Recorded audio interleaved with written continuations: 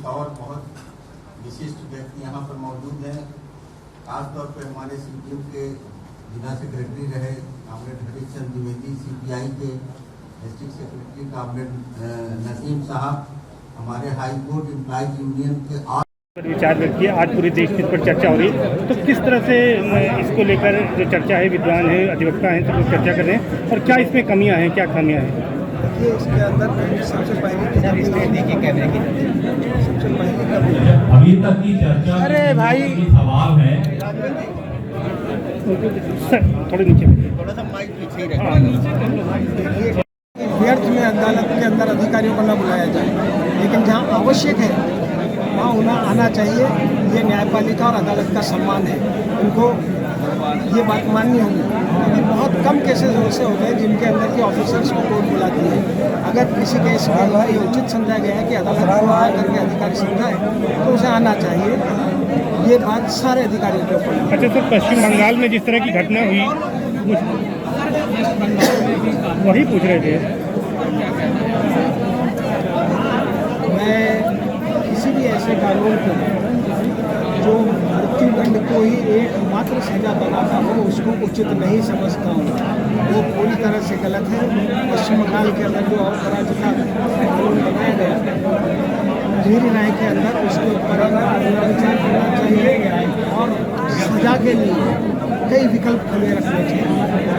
मृत्युदंड निजी रूप से मैं मृत्युदंड समर्थक नहीं, लेकिन मृत्युदंड हमारे यहाँ है तो उसको एक अंतिम रेयरेस्ट ऑफ रेयर जो आज तक चलता आ रहा है वही होना चाहिए। एकमात्र विकल्प या एकमात्र सजा मृत्युदंड यह बिल्कुल।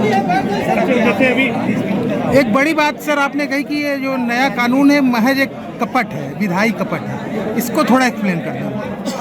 लेजिस्लेटिव फ्रॉड पूरा का पूरा लेक्चर इसी पे बेस्ड था और मेरी सारी बात को आप एक प्रश्न के अंदर कहना बताना चाहूँ। मैं यही कहूँगा कि लेजिस्लेटिव फ्रॉड जो मैंने टर्म काम में ली वो इसलिए कि हमने इस कानून को बनाने से पहले जिस स्तर के ऊपर जनता के बीच में जाना चाहिए था, लोगों से राय लेनी चाहिए थी, जिस तरह से बॉडी से राय वो उतनी नहीं ली गई। सारा कोरोना काल के अंदर जबकि पूरी तरह से सक्षम नहीं थे लोग अपनी राय देने में, उस वक्त एक कानून बहुत तेज़ी से बना जो मेरे को लगता है कि इवन विधायी का आप देखिए कि हमारे करीब 950 से उससे ज़्यादा जितने भी 942 सांसद हैं, 742 उन विधायकों में से मात्र 42 ने ही अपनी राय अपने सुझाव दिए। 1000 पुलिस अधिकारियों ने सुझाव दिए, सांसद केवल 42 है, हाई कोर्ट्स 16 है और जो कॉन्सेप्ट नोट होना चाहिए था वो कॉन्सेप्ट नोट कहीं सुझावों के साथ नहीं मांगा।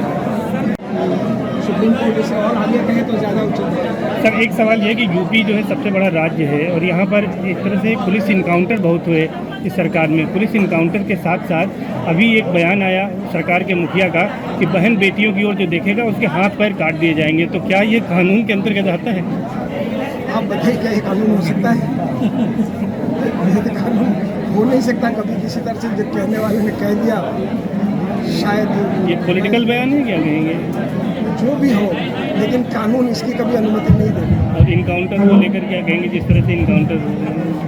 देखिए, एनकाउंटर किन परिस्थितियों में क्या हुए ये सब आप भी जानते हैं, किसी ने छुपा नहीं है। और मेरे आज के विषय के लिए साथ कर लिए जाए। Thank you sir, thank you.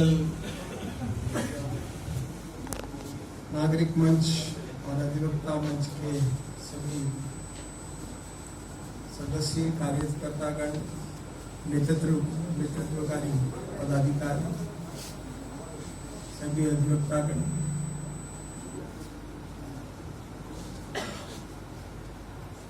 देवी और सज्जन,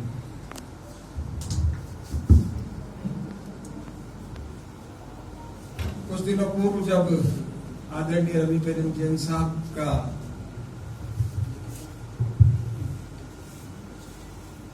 फोन पर यह आदेश मिला कि मुझे यहाँ उपस्थित होना है, तो शायद मुझे